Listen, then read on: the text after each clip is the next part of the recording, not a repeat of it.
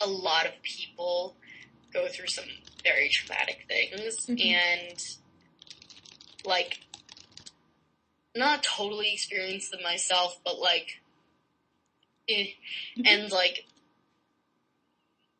taken, like, a wild amount of women's studies courses, and, like, it's just, like, become clear, like, how important that consent is, like, oh my god, it's so important.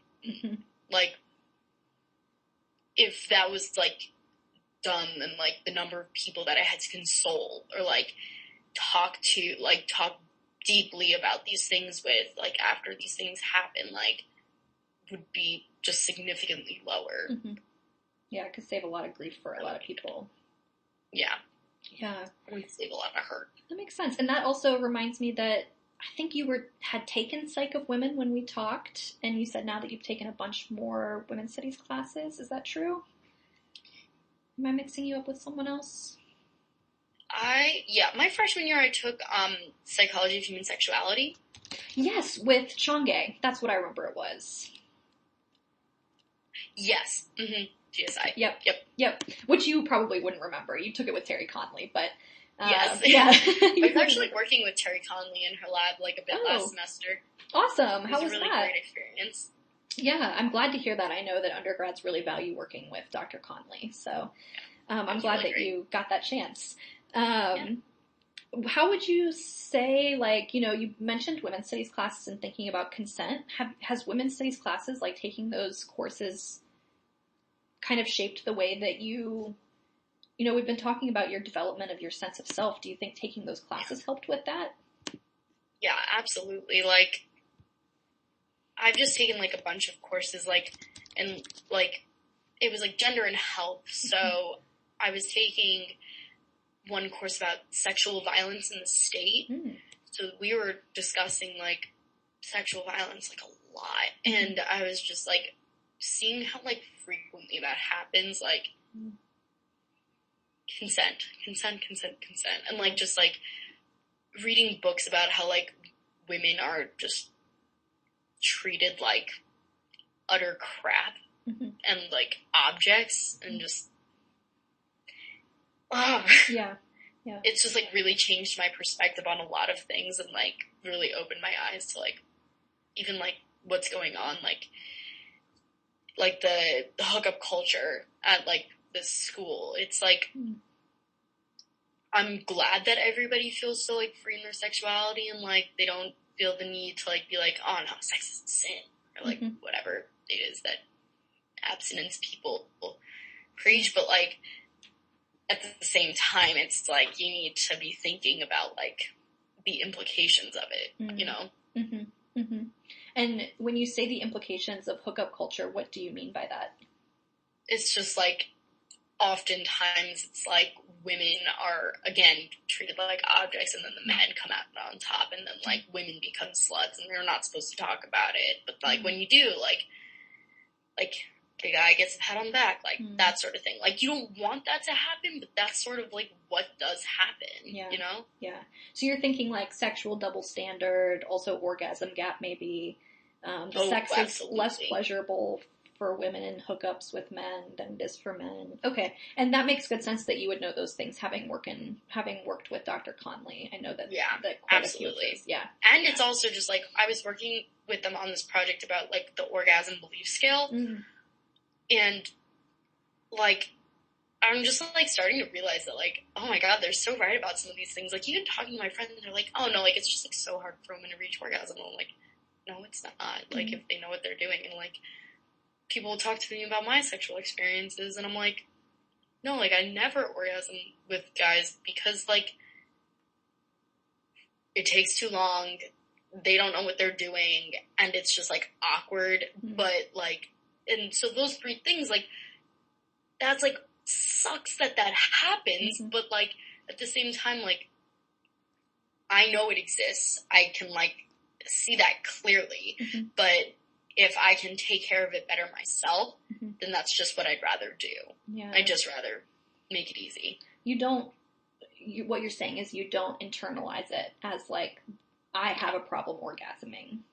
Yeah. Like some of like, it sounds I like know some I of your don't have friends this problem. do. I know it's their problem. Okay. But, like, I'm not gonna put that on them. They should be working on that. But, Yeah. like, a lot of guys don't think about that. But, like, I know I don't have an issue with this. So, like, I'm just gonna go, like, you know, take care of it. Mm-hmm. And your friends maybe are thinking more like, well, I just can't do it. Yeah. Like, Okay. some of them do, and, like, that's great for them. But, and, like, some of them have boyfriends that are, like, you know, more knowledgeable about their bodies. good job. Yeah, yeah. And that's, you know, we usually see the orgasm gap in heterosexual dynamics close a little, for the most part, in relationships. Yeah. So that makes sense. And obviously every person is different, so some people do find it much more challenging to orgasm than others, obviously. Yeah, definitely. But yeah, there is a little bit of a lack of awareness that you probably learned about through classes that other people just don't have access to that kind of knowledge.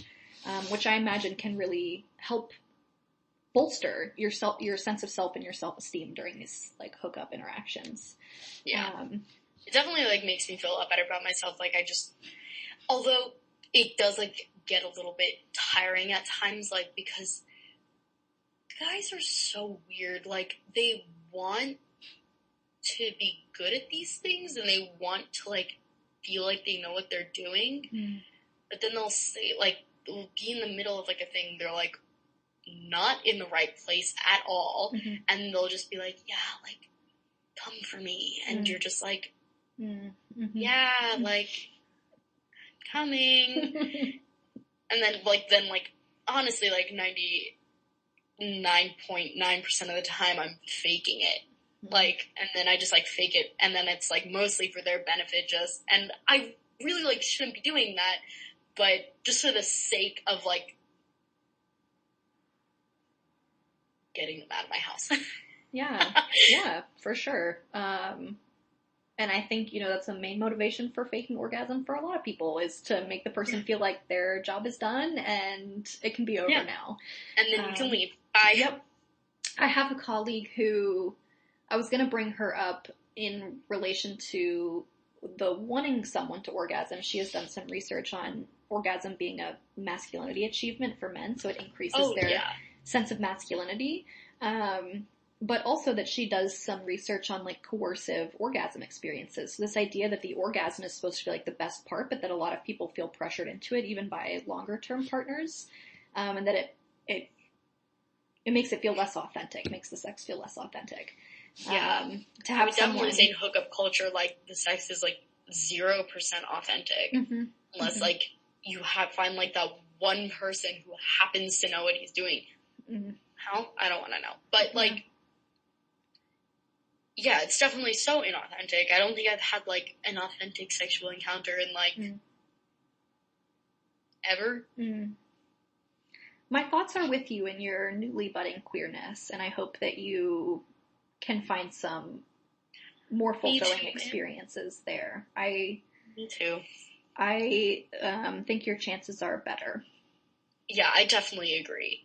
Honestly, I just need to stop being a chicken. Like, I'm on, like, I just don't like dating apps. I hate dating apps. And I think that's also, like, why my, like, sexual encounters just, like, slowly been declining.